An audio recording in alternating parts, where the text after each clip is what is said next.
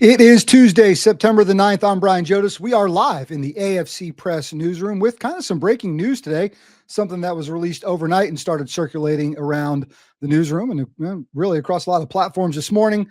The latest from the NAEP, which is better known as sort of the nation's report card. And we've got some analysis that we really want to just get on here today and kind of break it down a little bit and give you some insight. So I'm going to have Patrick Graff join me in a moment, but really here's what it is. NAEP shows alarming achievement declines, rising absenteeism, and we really are urging governors to opt in to that school choice provision that was part of the One Big Beautiful Bill Act. We've been talking about it a lot for the last few months, signed into law on the 4th of July holiday by the president, and really an opportunity to expand school choice across this nation of ours. Every state will have school choice soon, and we believe we can get there through the federal scholarship tax credit. But what does that mean for the latest results from the National Assessment of Educational Progress, better known again as the NAEP? Let's bring in Patrick Graff from our team. And Patrick, good day as we sort of jump on live here and talk about some news of the day. So we figure we kick up the live stream in the newsroom. So good to see you, man.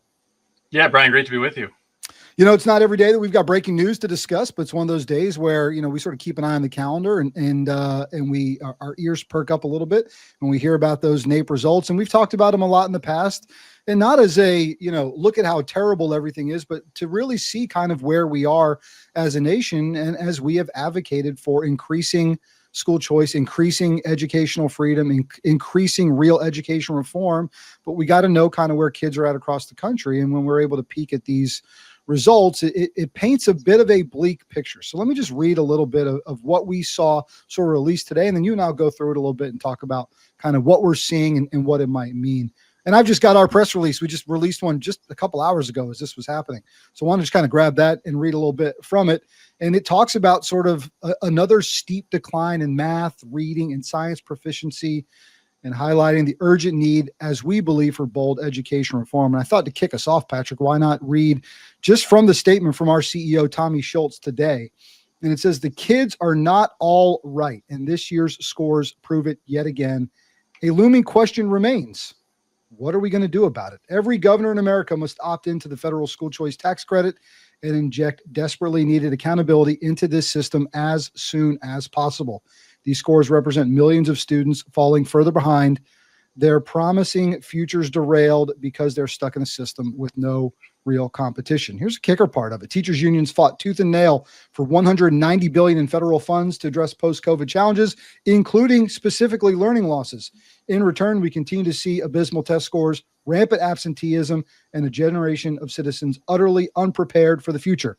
The system has failed our children. School choice offers a solution, and we need to embrace it fully. Closing out saying, today's NAEP results are a clarion call for governors to take bold action. By opting into the federal school choice tax credit, states can immediately empower families with the resources they need to choose the best educational path for their children. Every governor should do so immediately. A lot there to unpack, but really, I want you to help us in this role as Director of Legislative Policy for the American Federation for Children. Help us understand, what are some of the top line things that we learned from this? What really jumps out to you? Yeah, Brian, to put these declines in context, I mean, if you go back to 2015, we really peaked in terms of academic achievement across the country. And there were problems in the public school system even before COVID hit, before the pandemic happened.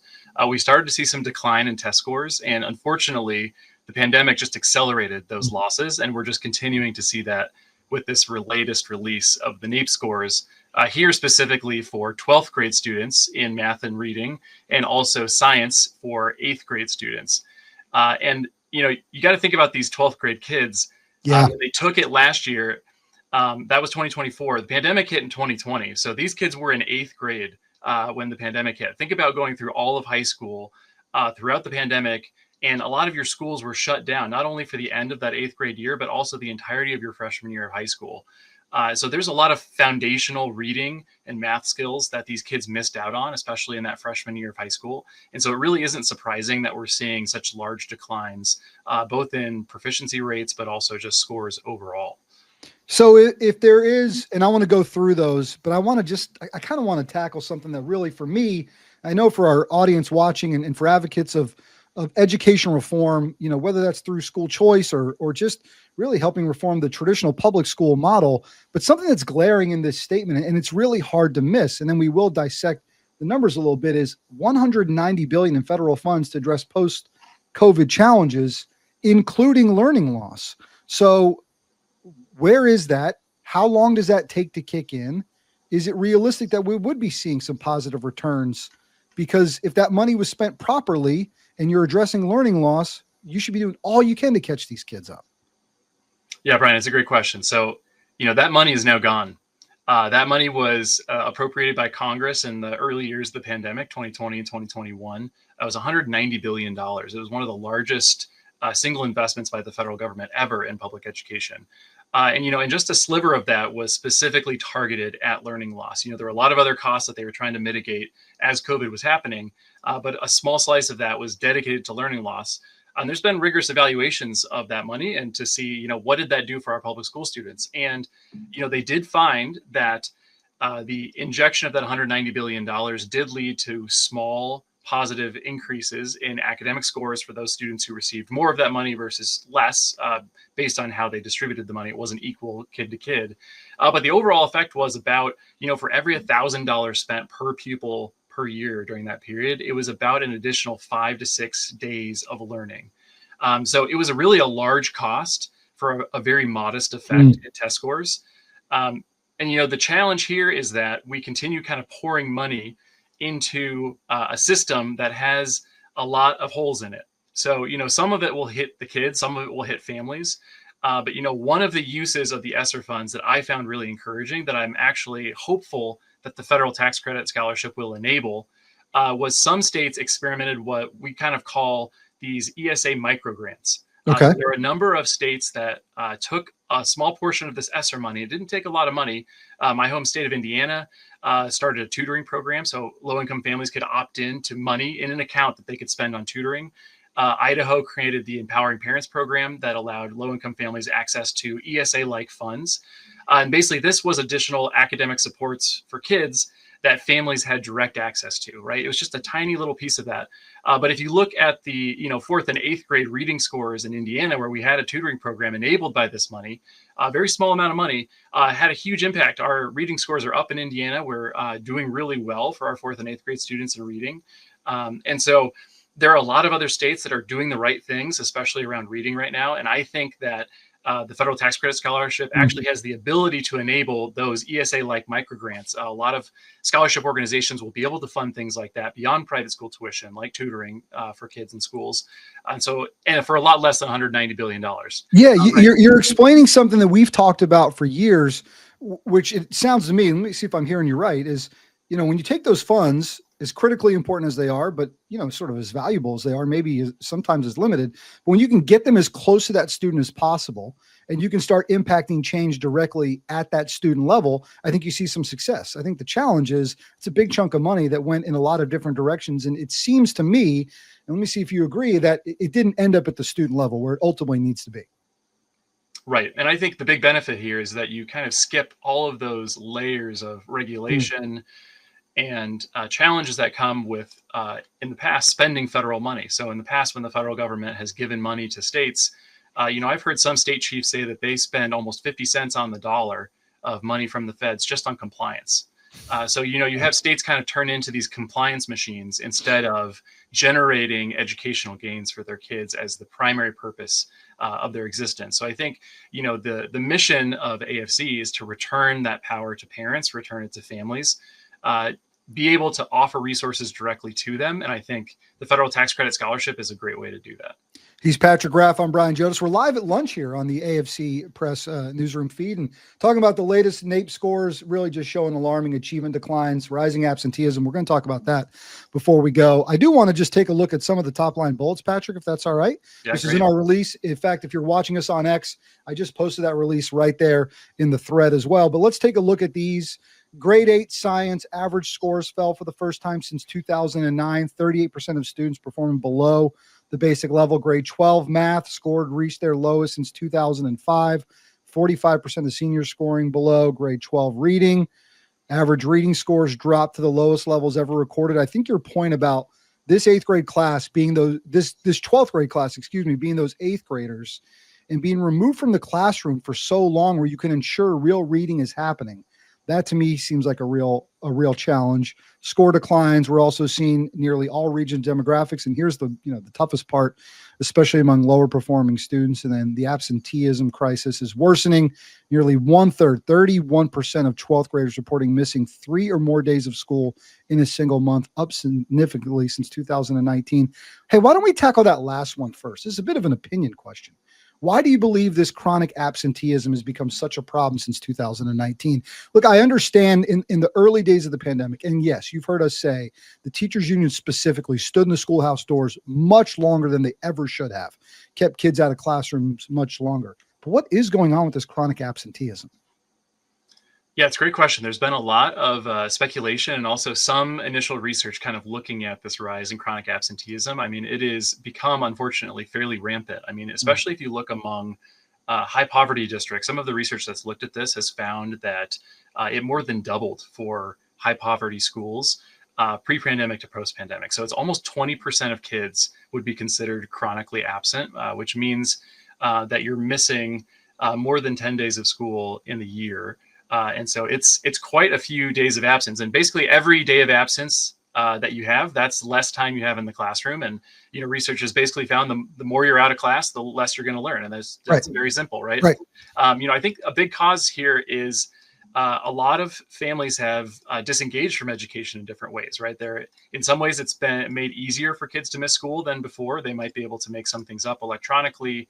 Some of the adaptations that were made during COVID have made that a little bit more possible. But kids have also just gotten out of the practice to some degree of needing to be in school all the time, because there was kind of this permission given during COVID to say we're shutting down school. So I think part of it is reminding parents and schools that education is important and that kids need to show up. And so kind of reaching out, especially to those families who have the most struggles as we return. Well, look, I mean, it was a real problem where schools were shut down for far longer than I think we all can, looking back, agree they should have been. And what a lot of families did, and candidly, if they had the means to be able to do it, it sort of dovetails into this conversation about this federal scholarship tax credit that was passed in the One Big Beautiful Bill. If they had the means to do it, they could get their child out of a public school that wasn't going to open back up and potentially into a private school that was open, or maybe even moving them into a charter school that was open. I don't know if we have data, and it might be premature to ask this, but maybe just your thoughts on it. I have to think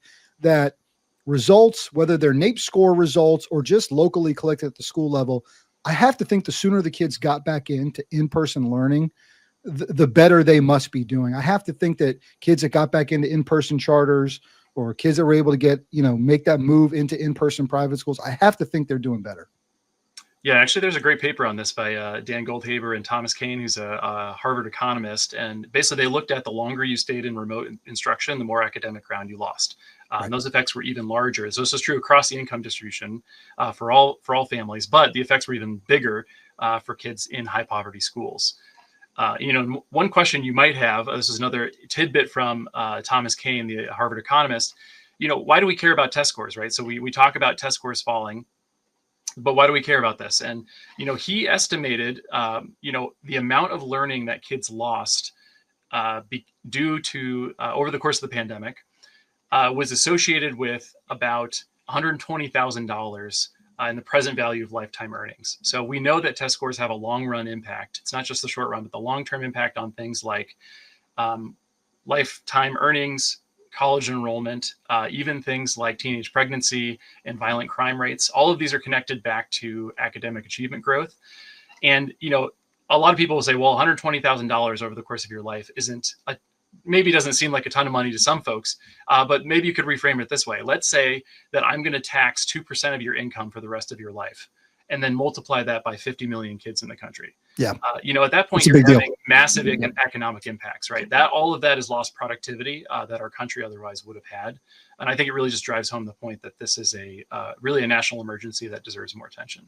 For those just tuning in, watching us live on X, I'm Brian Jodice. He's Patrick Graff. We're with the American Federation for Children, and we're just taking a little time to talk about the breaking news of the day, the latest NAEP results, and Well, paint a pretty bleak picture across the nation. I even saw the Secretary of Education, Linda McMahon, today just talk about being at sort of a crisis point. So we optimistically, and rightfully so, based on what we've seen happen in states and where we've seen school choice programs come in, we're very excited about the ability to really get some educational reform happening across the country and really open up school choice into every state. And we believe that can happen through the federal scholarship tax credit, which was passed in the One Big Beautiful Bill Act. Just quickly for our audience, if they're watching, maybe they haven't heard of it before, here's what it's going to do starting in 2027, assuming that states and specifically governors, and it's why in our press release today, it's linked in this X thread here, we urge those governors to opt in to this program as soon as they're able to do so. What it's going to allow states to do is create scholarship granting organizations. States are going to have to opt into that, but then once those scholarship granting organizations are stood up in the states, taxpayers can donate to those SGOs. Up to $1,700 will come right off of their tax bill. So first of all, it's a great tax policy for taxpayers in America, and it creates student-centered investments, meaning donors can contribute to these SGOs. It doesn't cost the state a dime of their education funding, and you can create real school choice opportunities in states that maybe have never had it before, or in states like mine, North Carolina, yours, Indiana, you'd be able to use it as a complement to state programs that already exist. And this really is a revolutionary way to bring school choice to all 50 states and to continue to empower more parents and families. So how do you see that stacking up? You talked about that ESSER funding. You talked about the way in which this can move forward. How do you see that piece stacking up, and why is it so important for governors in every state to opt in for this? Yeah, so I think the federal tax credit scholarship will just be transformative for states. Like you said, a lot of opponents in the past have pointed at school choice and programs and said, hey, this is money that could otherwise go to our public school system in the state. But a huge benefit, even for those folks who believe that, of this program is that the money is coming from the federal government as additional funding for all kids in the state, regardless of the type of school that you attend, and particularly enables private school choice in many states that otherwise do not have state-based programs. And even in those states that do have state-based programs, like I live in Indiana, and we're lucky to have 3 robust programs here. But this program will stack on top of that. So sometimes, perhaps the voucher ESA that you receive in Indiana might only be half of the high school tuition, because the voucher is a lot less than what public school students in the state receive. But if you want to go to a private high school, that's going to cost a lot more money. But now these SGOs will be able to enable tuition for some of our lowest income students who might otherwise be relying on scholarships from the school or to be working those extra jobs at home to try to fund the difference. So I think it'll make a huge difference in the ability of parents to move kids to the educational choice that they want. And I'll tell you what's great. If maybe this is the first time you're hearing of it, and grateful for those of you that are dialed up watching us live on X right now, thought we'd just take a little moment to talk about the news of the day in education across the country, these latest NAEP scores. So if this is the first time maybe you're hearing about this tax credit, you say, well, first of all, as a taxpayer, as a donor, I sure would love to contribute to students' education funding in my state. I'd love to get $1,700 right off my federal tax bill. This is a great opportunity to urge leaders in your state, specifically your governor, opt into this program as soon as possible. This is going to benefit kids across the country in every single state, and it can help them in a lot of different makes and models. Not only can it help them with private school tuition, it could also help them with some transportation needs. It could help with some tutoring. There's a lot that can really be done here in an innovative way, as long as we don't forget the intent, which is to really empower families and students with real educational choice and to inject a little more freedom into the educational model and continue to move us away from systems and continue to move us in the direction of really prioritizing what student funding looks like.